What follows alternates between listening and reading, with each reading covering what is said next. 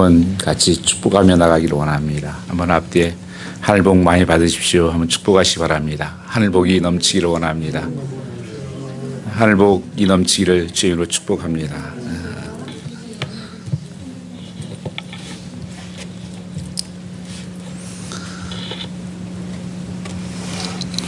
우리 인간 생활에서 행복을 빼앗는 것이 큰 것이 두 가지가 있습니다. 하나는 죄라고 하는 것이고 하나는 두려움이라고 하는 것입니다. 우리가 죄가 있으면 하나님께서 우리의 기도를 받지 않을 뿐 아니라 하나님이 사용될 수 없는 축복된 삶이 되지 않는다는 것입니다. 그리고 또한 우리 살아가면서 누구에나 가지고 있는 이 시대에 두려움이 있다는 것입니다. 이 두려움 때문에 많은 질병들을 가져오고 또 이 두려움이 있으면 나를 덤대게 아무것도 할 수 없는 그런 삶 속으로 몰아넣는 것입니다. 우리는 지난 주일 말씀을 통해서 오병이어의 그 기적에 대한 말씀을 나눴습니다. 이러한 예수님의 권위와 행하신 여러 이적을 보고 무리들이 예수님을 억지로 왕 삼으려고 했습니다. 그리고 또 제자들은 거기에 취해서 거기서 좀 사람들이 그렇게 환호하고 예수님을 왕 삼으려고 하고 자기들 또 자리 하나 잡고 안주하려고 할 때 주님께서는 산으로 가셨다 그렇게 말씀하십니다. 근데 다른 본문에 보면 주님은 기도하러 산에 올라가셨다 이렇게 말씀하시고 제자들은 오늘 본문에 있는 것처럼 배를 태워서 가버나움으로 다시 보내는 것을 알 수가 있습니다. 이 오늘 말씀을 통해서 주님의 명령을 따라서 주님이 강제로 거의 이렇게 밀어서 주님께서 그들을 보냈습니다. 그런데 그 가는 가운데서 어려움이 생겼다고 하는 것입니다. 우리가 한 가지 생각해야 될 것은 왜 주님께서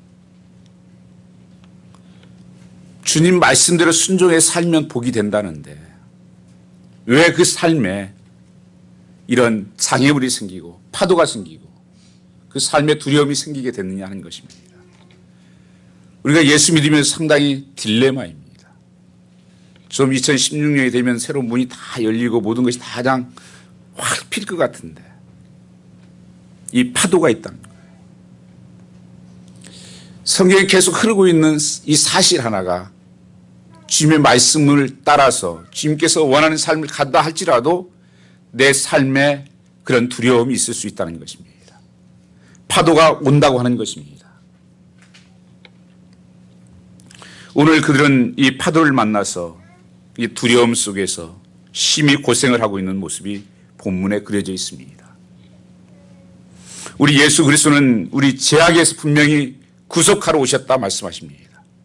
그리고 두려움에서 해방시켜 주시겠다고 말씀하십니다. 온전한 사랑이 두려움을 내어 쫓는다 이렇게 말씀하셨습니다.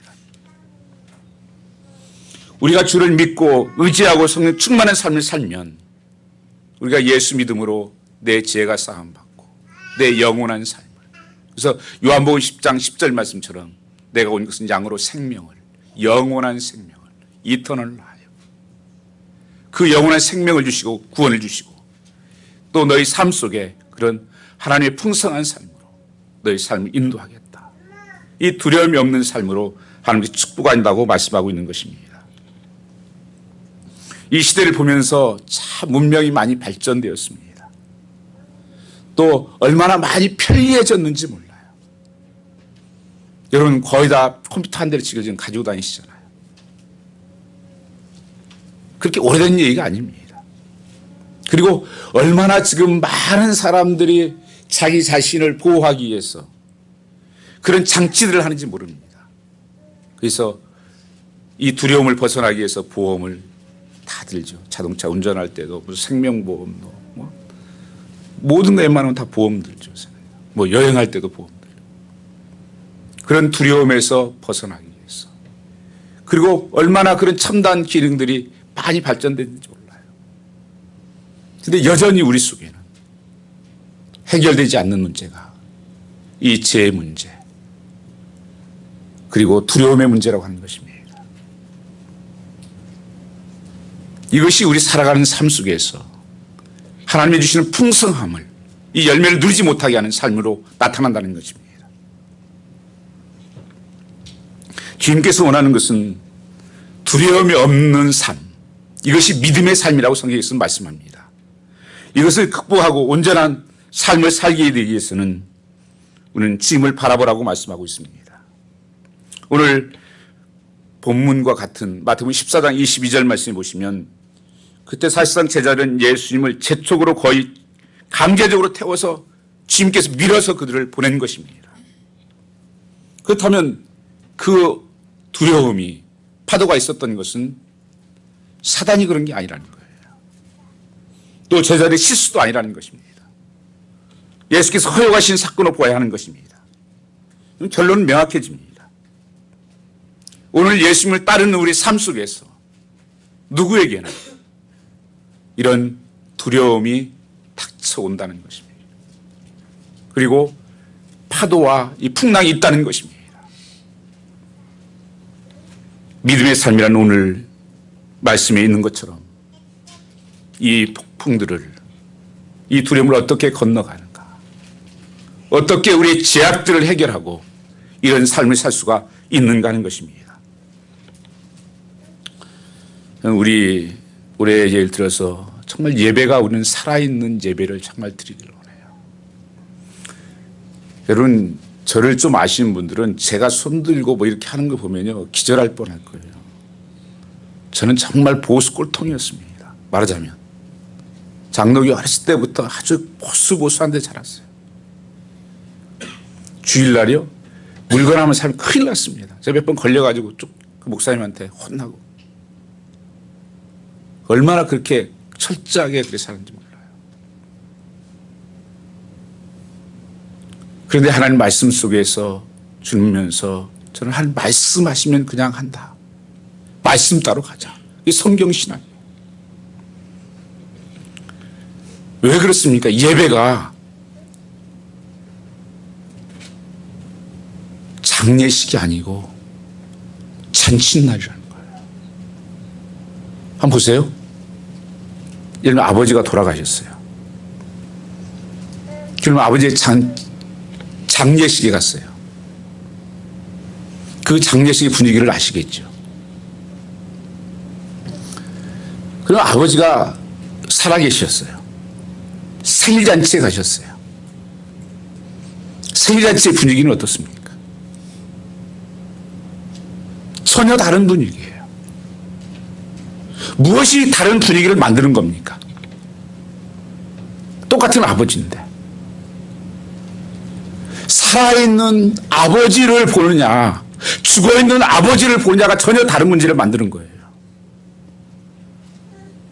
우리가 예배드리는 것이 정말 살아계신 하나님께 예배드린다. 그 전능하신 하나님 앞에 내가 예배드린다. 그러면 우리는 장례식이 아니에요. 하나님을 마음껏 찬양하고 마음껏 높여드리고 박수쳐드리고 그 예배하는 것이 산 예배예요. 그게 살아있는 예배입니다. 우리는 절대 죽은 예배가 될 수가 없어요. 죽었어도 예수님은 살아나셔서 부활하셔서 함께 하신다고 하는 것입니다. 오늘 예배 가운데 하나님이 함께하고 계시는 거예요. 이것이 영적인 눈이 열리며 보여지는 것이에요. 그것이 임재와 영광으로 나타나게 돼 있어요. 찬양하는 가운데 그냥 머리로 끄덕끄덕 하는 게 아니에요. 온 마음으로 전심으로 하나님을 찬양하고 전심으로 하나님을 예배하고 그 하나님을 기뻐하는 거예요. 너희 몸을 하나님의 산 제사로 드리라 그러죠. 우리 속에서 왜 이 문제가 해결되지 않는가? 예배가 죽어있기 때문에 그래요. 예배가 회복되어야 된다고 하는 것입니다. 오늘 말씀에서 풍랑 속에 처함이 주께 버림받음을 뜻하지 않는다는 것입니다. 그들이 정말 두려움 가운데서 심한 고생을 하고 있는 것을 볼 수 있는데, 인생을 살다가 어느 날 갑자기 파도 풍랑을 만나게 되면 우리는 보편적인 두 가지 생각을 하게 됩니다. 하나는 버림받은 느낌입니다. 하나는 홀로됨의 느낌입니다. 나만 힘들어. 나만 고통이 있어. 이 홀로됨, 버림받은 사건. 그걸 어떻게 알 수 있습니까? 오늘 본 말씀에 보면 17절 말씀에 가버나움으로 가는데 이미 어두웠고 예수는 아직 저에게로 오지 아니하였다 이렇게 말씀하십니다. 그 상황이 지금 컴컴할 때 출발해서 밤이 깊어졌어요. 지금요. 성경에서는 마태복음 보면은 사경쯤 됐다 그래요. 사경이면 9시쯤 출발해가지고 새벽 3시, 6시쯤 된 거예요, 지금요. 그런데 지금 노를 저으면서 맞바람이 오기 때문에 가지를 못하고 계속 씨름하고 있는 거예요. 거기서 오는 두려움이 있었습니다. 또 하나는 예수님이 안 계신 거예요. 저는 늘 함께 있었는데 이제 예수님이 안 계신다. 예수님이 없다. 우리 항상 느끼는 거죠. 평상시에는 잘 못 느끼다가도 갑자기 누가 없어지면 빈자리가 참 크게 느껴지잖아요. 그래서 우리가 있을 때 잘해 뭐 이런 얘기 하잖아. 있을 때 잘하라고. 왜요? 평상시에 잘 그것을 몰라요. 우리 삶도 마찬가지입니다. 고난이 있을 때 그것을 알게 되는 거예요. 이 때문에 이 버림받음과 홀로됨의 느낌이 그들에게 엄습해 왔다고 하는 것입니다. 그래서 주님께서 왜 여기에 몰아넣으셨을까? 그냥 하나님께서 가라고 그러셨습니다. 아스팔트 길로 쫙 하고 달려갔으면 좋겠는데 하나님께서는 우리를 훈련시키기를 원하시는 것입니다. 그래서 성경에서는 크리스찬 솔저라고 그래요. 군사라. 이 훈련 중에서 주님께서 가장 잘 시키는 훈련이 이 광야의 훈련이에요. 우리 첫 번째 봤던 야곱도 혼자 남았더라. 그 씨름을 하죠. 엘리야도 그가 나중에 지쳐가지고 고백하는 것이 다 나만 혼자 남았습니다. 그래서 예수님도 광야에서 40일 동안 금식하면서 훈련을 받고 사도 바울도 마찬가지고 전부 다 하나님이 사용했던 보면 광야의 훈련이 있었어요. 혼자들입니다. 이 롤리니스. 그래서 예수님이 40년 동안 이스라엘 백성을 왜 그렇게 고생시켰습니까? 광야 훈련이에요. 그건 뭡니까? 하나님만 바라보게 하는. 내 힘과 내 능력을 빼고 내 고집을 빼고 내 뜻을 빼고 하나님만 바라보게 하는 훈련이에요. 이게 광야 훈련입니다. 왜 그렇습니까? 이들이 광야에서 이 훈련은 배 사람들입니다. 이 제자들은 거의 어부 출신들이에요. 그래서 그 갈릴리 호수에서 거의 잔뼈가 굵었습니다. 고기 잡는 것 도사들이에요. 저런 풍랑쯤이야. 그래서 밤에도 항해를 하는 거예요. 갈 수 있다고 생각하는 거예요. 그런데 지금 가운데 조금 더 가가지고 거기서 지금 밤새 나가지가 않는 거예요. 캄캄하고 여러 방법을 다 동원해봤어요. 그들의 실력과 그들의 모든 방법들을 동원해봤는데 안 되는 겁니다. 괴로운 거예요, 인생이. 왜 이렇게 힘드냐, 인생이. 해보는데 되지도 않고 될 것 같은데 안 되고 이렇게 막혀있냐, 내 인생이. 주님은 없고 아마 기도하고 부르짖었을지도 모르겠습니다. 주님 도대체 어디에 계십니까? 왜 우리만 이렇게 놓아두는 겁니까? 저도 그럴 때 많아요. 참 기도했으면 하나님께서 팍팍 들어주시지. 그냥 확 문 열리고 막. 왜 오래 하나님께서 이렇게 기다리게 하시나? 왜 하나님께서 이걸 그렇게 하실까? 하나님께서는 내 경험을 내려놓고 내 지식을 내려놓고 내 뜻을 내려놓고 하나님 바라보라는 거예요. 난 어찌할 바를 모르고 주만 바라보나요. 이게 광야의 훈련이었어요.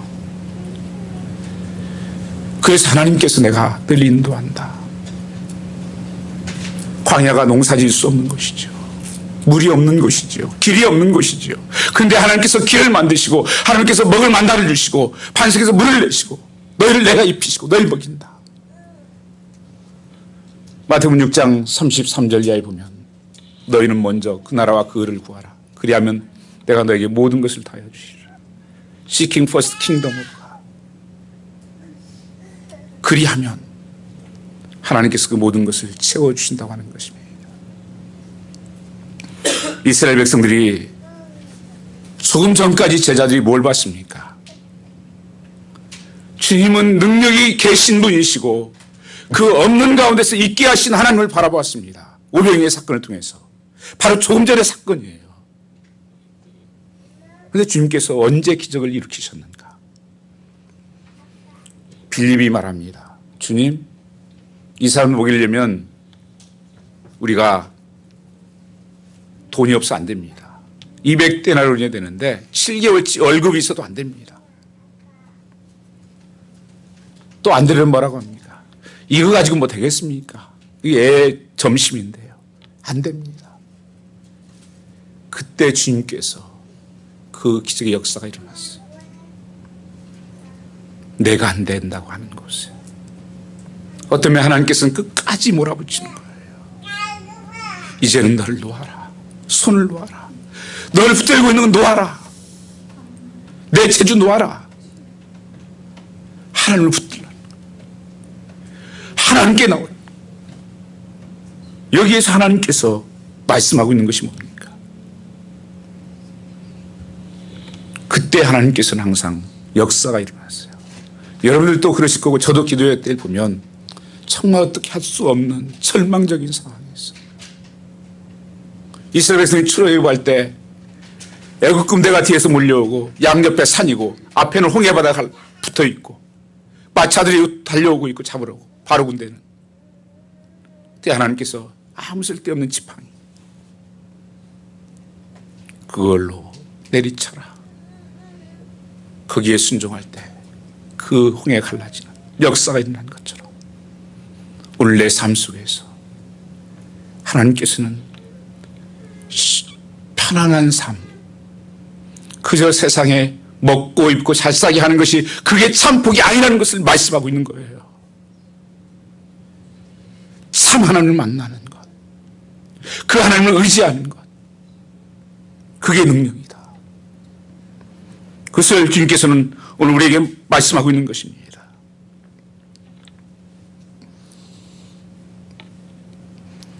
우리는 기도할 때도 참 답답할 때가 있잖아요. 왜 하나님께서 저렇게 안 열어주시나? 도대체 당신 하나님은 어디에 계십니까? 갈릴리 폭풍을 만난 제자들의 심정이 그랬을 것입니다. 그게 17절의 심정이에요. 그럼 17절 한번 같이 읽어보겠습니다. 6장 17절입니다. 배를 타고 바다를 건너 가보노 가는데 이미 어두워졌고 예수는 아직 저에게 오지 아니하셨던지 큰 바람이 불어 파도가 일어나더라. 풍랑을 만나되 예수님 배 안에 계시지 않는다는 것입니다. 그래서 제자들은 목자 잃은 양처럼 불안을 느끼고 두려워하고 있었습니다.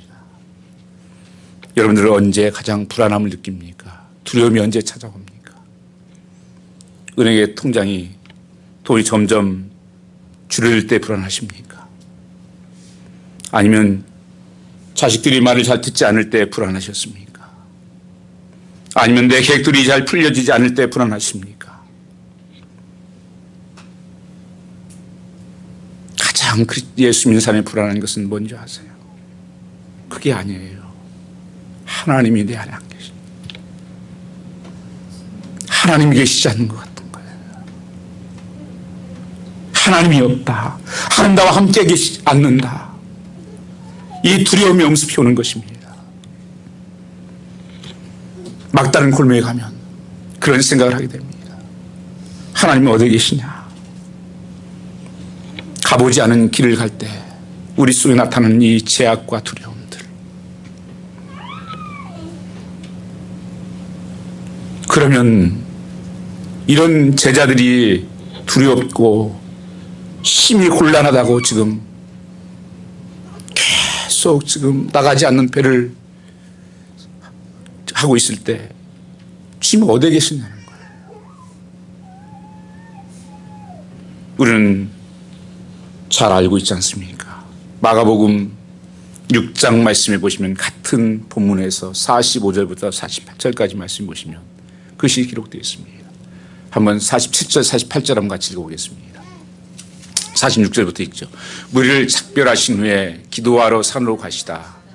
저물매 배는 바다 가운데 있고 예수는 홀로 물에 계시다가 바람이 거스름으로 제자리 괴로이 노젓는 것을 보시고 밤 사경쯤에 바다 위로 걸어서 저에게 오사 지나가려고 하시매, 예수님은 지금 산으로 가서 기도하고 계시고 저물매 바다 가운데 있고 예수는 홀로 무태 계시다. 그런데 바람이 거스르는 것을 주님께서 괴로이 노젓는 것을 뭐 했다고요? 보았대요. 지금 알고 계시는 거 다요. 다 지금 산 위에서 기도하시면서 보고 계신 거예요. 그랬으면 빨리 와야 될 거 아닙니까? 지금 9시에 시작한 그 모든 출발이 밤 4경이면 지금 9시, 8시간이 지났는데 새벽 지금 한 4시, 5시가 됐는데 이때까지 안 오고 뭐 하시는 거예요? 보고만 계시는 거예요. 우리가 항상 넘어지는 것이 주님이 없다, 안 보인다, 거기에 넘어가는 거예요. 요셉의 전 위대한 삶을 보면서 요셉의 여론 가장 무서운 게 지금 음란이에요. 음란이에요. 이 세상이 지금 물질과 음란 시대입니다. 음란 시대. 요새 뭐 노또가 아니고 뭐라고 그러더래요? 복권 맞은 뭐예요? 뭐라고 노또가 아니라고 그러대? 뭐라고? 이번에 뭐 빠졌잖아요, 복권이요. 파워블? 그리고 무슨 뜻이냐면 파워블. 세 사람이 맞았다고 그래. 한 사람이 제가 인터뷰를 했잖아요. 맞은 사람이. 난 그분이 그렇게 살면 진짜 복되겠다. 왜냐하면 그 맞은 사람들이 다 두려움을 갖는데요. 돈 뺏길까 죽을까 봐서 굉장히 또 그런 사건이 많았대요. 근데 그분은 이렇게 고백을 하시더라고요. 나는 내일 그대로 출근할 것이다. 그리고 우리 자녀들 등록금 다 이렇게 못한 거 갚을 거다. 그리고 병원에다 기증하고 자연 신실한 크리스찬이어서 하나님 앞에 늘 헌금하는 게 11조 헌금하고 나는 평상시대로 살겠다. 나 그분 그대로 살면 그분 살아요. 근데 그렇게 살 수 있을지 모르겠어요. 여러분, 돈이라는 것이 사람 죽이는 거예요. 잘못하면요. 돈이 나쁜 게 아니에요. 그리고 이번에 시대가 음란 시대예요. 요셉이 그 보디발의 아내가 유혹을 하잖아요. 아주 예쁜, 아마 예뻤을 거예요. 그 정도면요. 달마다 유혹하는 거예요. 근데 요셉이 뭐라고 하는 줄 아세요? 당신 남편이 다른 것은 나에게 다 맡겼지만 당신은 맡긴 게 아닙니다. 그리고 하나님이 보고 계십니다. 요셉이 항상 그 신앙은 뭐예요? 꿈이 있다고 하는 하나님이 보신다, 하나님이 계신다는 것을 알았습니다. 왜 우리가 두려워하는 겁니까? 하나님이 안 계신다고 하니까 두려운 거예요. 보시지 않는다고 하니까 마음대로 사는 거예요. 시편 139편 말씀해 보시면 하나님께서 우리의 말하는 것을 아시고 우리의 생각하는 것을 아시고 우리를 두루 진치시고 멀리 어디 끝까지 갈지라도 주님께서 거기 있다고 말씀하십니다. 그러니 그것이 여러분의 사실로 믿어진다면 이 세상이 왜 두렵습니까? 하나님 나를 보호하시고. 저는 그 시편 139편 말씀 보면서 그 생각이 그때 한번 났어요. 그 대통령 취임할 때, 미국 대통령 다 기도하는데 눈 뜨고 있는 사람들 있더라고요. 이렇게 다 자, 기도합시다. 이렇게 기도하는데 눈 뜨고 싹 쳐다보는 사람이 있더라고요. 경호원들이죠. 하나님께서 나를 그렇게 보호하신, 지키신 분이에요. 그는 한편에서는 뭐예요? 나를 아시는 분이에요. 나의 연약함을 아시고 나의 제약을 아시고. 여러분, 왜 우리 속에 이런 제약과 두려움이 있냐는 거예요. 하나님 믿는다 하면서도 없는 것처럼 살기 때문에 두려워하고 있는 것입니다. 주님은 다르시잖아요. 전혀 기도할 상황이 아닌데 기도하고 계시잖아요. 주님은요. 그것으로 이겼습니다. 그리고 주님은 마가복음 6장 50절에 그 마침내 제자들 곁에 오셔서 뭐라고 말씀하세요? 안심하라, 내니 두려워 말라, 이렇게 말씀하십니다. 오늘 주님은 우리에게 오셔서 이렇게 말씀하십니다. 내니 두려워 말라. 한번 옆에 사람 한번 해보십시오. 정말 믿음으로 고백하십시오. 내니 두려워하지 말라. 한번 옆에 사람 말하세요. 내니 두려워하지 말라. 예수님이 하신 말씀이에요. 그런데 여러분, 왜 그들이 그렇게 쉽게 넘어갔냐면 성경 말씀 26절 한번 같이 읽겠습니다. 26절입니다. 요한복음 6장 26절. 예수께서 대답하여 가라사대 내가 진실로 진실로 너희에게 이르노니 너희가 나를 찾은 것은 표적을 본 까닭이 아니요 떡을 먹고 배부른 까닭이라. 주님께서 왜 그 제자들이 그렇게 그랬었고 그 사람들이 그렇게 난리를 쳤냐?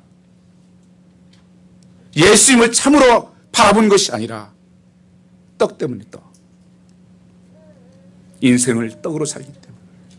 주님께서 사람이 떡으로 사는 것이 아니라 하나님에서 나온 말씀으로 살라고 했는데 사람들이 왜 예수님을 왕 삼으려고 합니까? 우리 떡이면 된다, 인생. 이 떡 바라보고 살았다는 거예요. 떡을 먹고 배부른 까닭이라. 그것은 여러분 잠깐이에요. 잠깐입니다.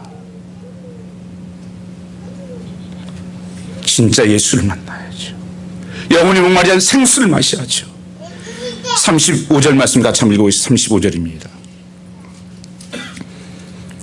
예수께서 가라사대 내가 곧 생명의 떡이니 내게 오는 자는 결코 줄이지 아니할 터이요 나를 믿는 자는 영원히 목마르지 아니하리라. 내게 오는 자는 결코 줄이지 아니한다. 예수님이 생명의 떡이라. 영원히 목마르지 아니한다. 예수님이 주는 것은 영원히 목마르지 않는 생수예요. 영원히 목마르지 않다고 말씀하십니다. 이걸 찾으라는 거예요. 이걸 만나라는 것입니다. 이것이 주님에게 있다는 거예요. 제자들이 지금 방향을 잘못 잡고 있었던 것입니다.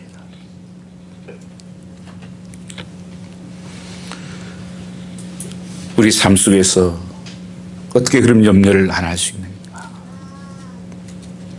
하나님이 베푸신 은혜를 기억해야 됩니다.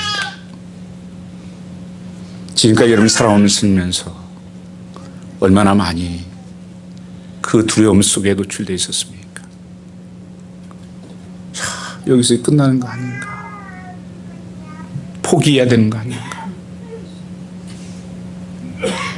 저희 신학교 다니면서도 그 생각 많이 했습니다. 경제적으로 어려워서도 그랬고 영어가 안 돼서도 그랬고 졸업할 수 있겠나? 이거 내가 할 수 있겠나?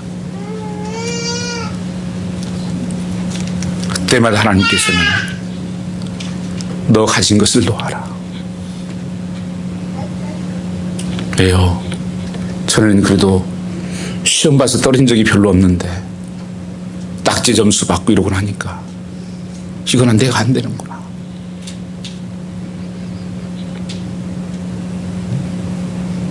그래도 돈 국비하지 않았는데 이건 날마다 그 학교 이제 그 행정하는 데 있잖아요. 그 앞에 지나가기가 뭐였어요? 다 알아요, 학생들. 그거 돈 안 내고, 등록금 안 내고 다니는 학생들. 좀 늦게 내는 사람들. 그 맞추실까 봐서 슬슬 피해 다니고. 하나님께서는 그 모든 것들을 그것도 지나가고 그것이 중요한 것이 아니다. 그부터 제가 생각한 것이 내가 마지막 때를 생각해 봅니다. 내가 하나님 앞에 섰을 때 그게 그렇게 중요한 거였냐? 그걸 가지고 그렇게 붙들고 애착하고 그 때문에 두려워하고 염려하고 그랬냐? 하나님께서 그거 가지고 안 물으세요. 지금까지 하나님께서 덜 먹였지 않았냐? 다윗이 이스라엘 나라가 위기처에 처해 있었습니다. 지금 나라가 위태한 거예요. 이 골리앗이라는 장군이 나타나가지고 벌벌 다 떨고 있습니다. 다윗이 가서 보니까 이거 과가 아니에요. 야, 너네 애들이니까 가. 그 형들은 뭐 하는데? 우리는 안 돼. 우리 나라는 죽어. 망해. 다윗이 나는 갑옷 같은 거 필요 없습니다. 그런 간증을 해요. 내가 양을 칠 때, 목동이었을 때 가장 천한 작업이 목동이에요. 사자가 와서 양을 뺏어가려고 하면 내가 사자 입을 벌려가지고 양새끼를 찾아왔고, 곰이 있으려고 하면 곰을 쳐 죽였고, 그때 하나님이 나와 함께 하셨고 날 도우셨다. 그리고 우리 하나님께서 이 물맷돌을 다 사용하셨다. 저 하나님 없는 저놈을 내가 가만히 두겠냐? 왜 떨고 있냐?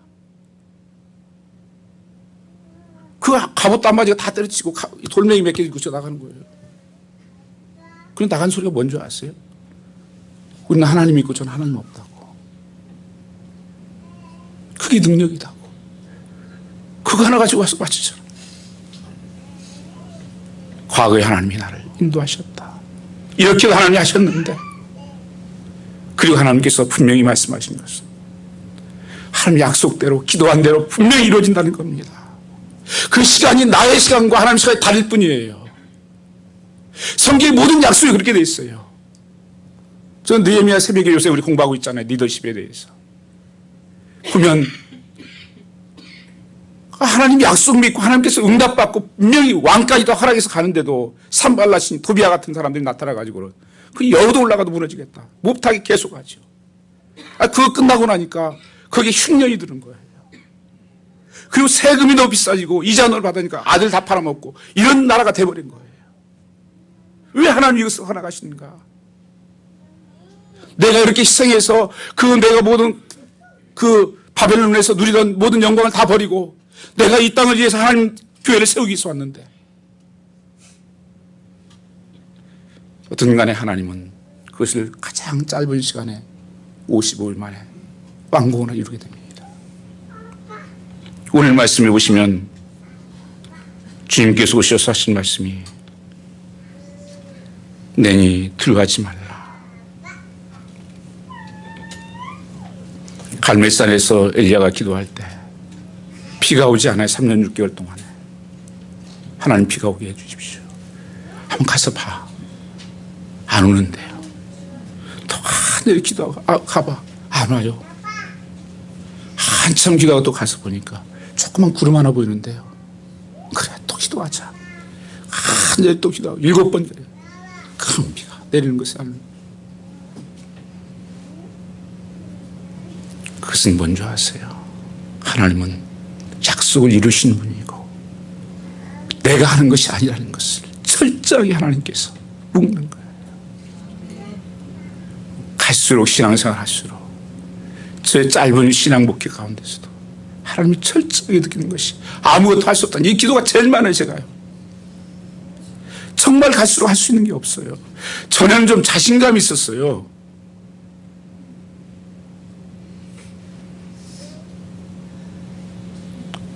아니에요. 하나님 나는 안 됩니다.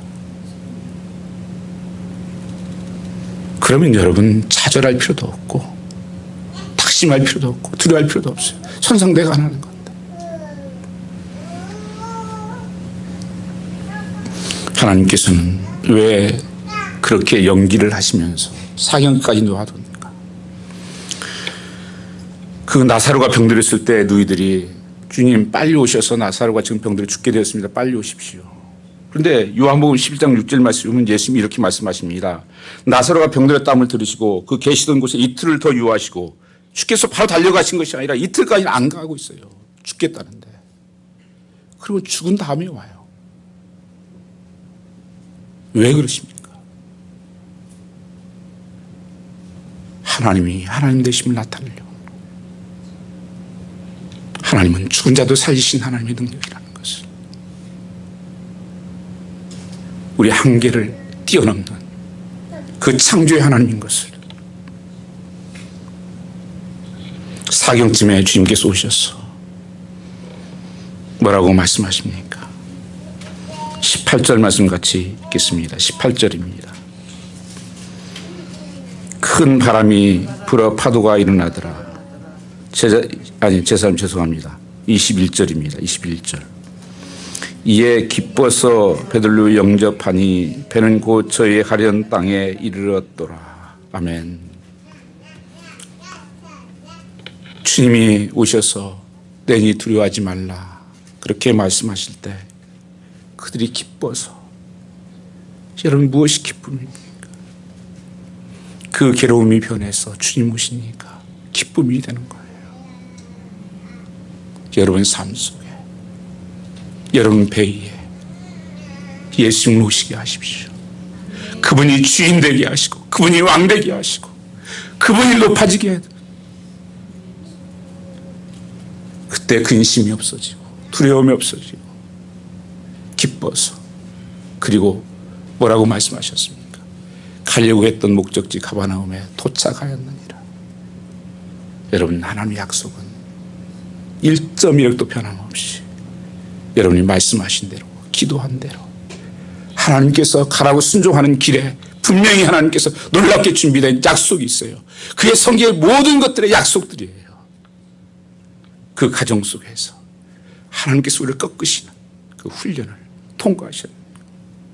왜 내게 이런 고난이 지금도 계속 있는가? 이건 하나님 미워서 그런 거 아니에요. 하나님이 쓰시려면, 정말 복된 삶이 되려면 꺾지 않고는 우리가 쓸 수 없어요. 얼마나 우리가 교만한데요.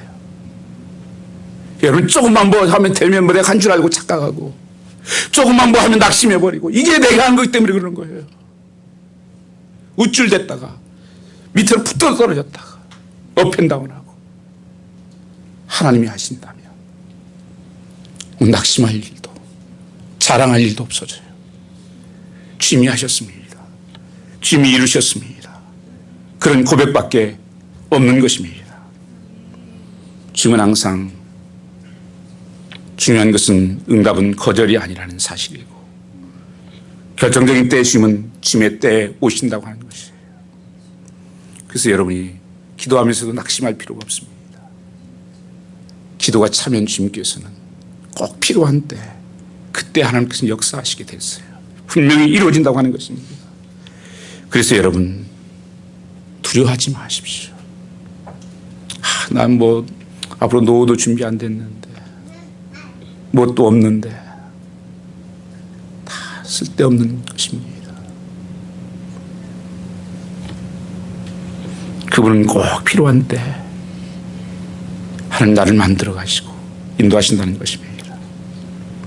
그래서 폭풍 속에 찾아오신 주님 만나면 그 하나님께서 목적지 가운데 나를 인도하시고 축복하시는 것입니다. 그것이 우리가 힘든 것은 예측이 안 되는 거예요. 언제 오실지 예측이 안 되는 겁니다. 전혀 상상할 수 없는 때 오는 거예요. 아니 일찍 오셨어야지요, 주님. 만약 어떤 일이 생겼을까요? 많이 일찍 오셨으면. 지금 제자들이 그냥 바로 지금 두려움이 막 할 때 바로 찾아왔으면, 예수님 안 오셔도 되는데요. 이 정도는 우리가 뭐, 이거 파도 이 정도 우리가 뱃사람 아닙니까, 우리가. 그래도 우리 실력을 어떻게 알고 여기 오십니까? 안 오셔도 되지요. 근데 하나님께서는 힘을 다 빼고, 여러분 수영하다가 빠진 사람도 어떻게 건져요? 바로 들어가면 큰일 나죠. 나 붙잡고 살려내라 그러니까. 힘 다 빠지고 들어갔다 나왔다 죽을 힘이 없을 때 그때 건져내셔야 돼요. 그참 축을 던지든지 해야죠. 왜요? 하나님, 내가 손듭니다. 천부여지옵소서. 나를 도와주시고 나를 불쌍히 해주십시오. 하나님이 하십니다. 여러분, 자녀들도 하나님 손 안에 있어요. 그리고 저는 분명히 믿습니다. 여러분, 기도한 약속대로 분명히 이루어질 것을. 지금 보여지는 것에 낙심하고 좌절하지 마십시오. 여러분의 가정도 마찬가지고 교회도 마찬가지고 하나님은 분명히 승리하시고 하나님께서 우리가 목적한, 우리가 기도한 하나님의 뜻을 이루는 일에 분명히 우리를 사용하시고 역사하실 것을 확신합니다. 하나님은 머리로 계산하는 곳에 역사하지 않습니다.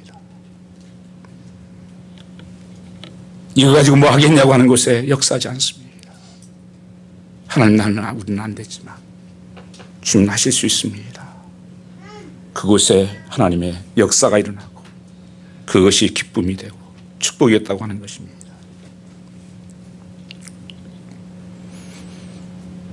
노벨 문학상을 받았던 1986년도 엘리 이젤이라고 하는 분이 있습니다. 세계 2차 대전 중에 독일 홀로코스트 대학살자 생존자입니다. 자기 아버지가 죽는 걸 보았습니다. 거기에서. 그 누이가 다 죽는 걸 보았습니다. 그분이 충격적이었던 것은 13살짜리 아이가 타로칼로가 걸렸는데 30분 동안 목매어서 거기다 세워놓고 혀가 나오고 막 이런 것을 본 거예요. 모든 사람들 보여놓고 그때 그가 속에서 절규가 나왔다. 하나님, 당신은 어디에 계신다는 겁니까? 하나님 정말 살아계시는 겁니까? 그 안에서 들려오는 그 목소리, 그는 그렇게 이러고 있었다는 것입니다. 그때 그에게 들렸던 생각은, 나 저 소년과 함께 저 교수대에 매달려 있지. 수년 후에 이 유젤이 생존자가 되어 프랑스 파리에서 유명한 작가 프랑스 쇼 모리아게 만났을 때 그 체험 얘기를 들려주니까 그분이 이렇게 얘기를 했습니다. 난 당신에게서 나타난 그분이 바로 십자가에서 못 박히셨던 예수 그리스도라고 믿고 싶소. 2000년 전 십자가에서 우리의 죄와 고통을 대신 짊어지신 그분은 지금도 우리가 당하는 고통 속에서 함께 하시는 분이시오. 그렇습니다. 여러분, 고통이 이해가 되지 않을 때 이것을 기억하십시오.